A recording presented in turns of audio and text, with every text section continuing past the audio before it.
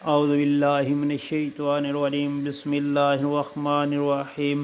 السلام علیکم پیارے بہن بھائیوں، گولڈن لائنز میں آپ کو خوش آمدید کہتا ہوں۔ اللہ پاک سے دعا ہے آپ کو عافیت کے سائے میں رکھے، آمین یا رب العالمین۔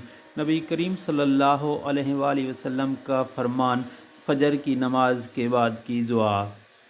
نبی کریم صلی اللہ علیہ وآلہ وسلم جب فجر کی نماز پڑھ لیتے تو اس کے بعد یہ دعا پڑھتے تھے۔ پیارے دوستو، نبی کریم صلی اللہ علیہ وآلہ وسلم جب نماز فجر پڑھ لیتے تو اس کے بعد یہ دعا مانگتے تھے۔ تو اللہ پاک سے دعا ہے ہم بھی اس پہ عمل کریں۔ بسم اللہ الرحمن الرحیم۔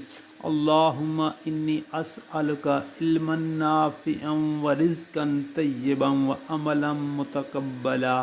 اللہم انی اسألک علما نافعا ورزقا طیبا وعملا متقبلا۔ اے اللہ، میں تجھ سے نفع بخش علم، پاکیزہ روزی اور مقبول عمل کا سوال کرتا ہوں۔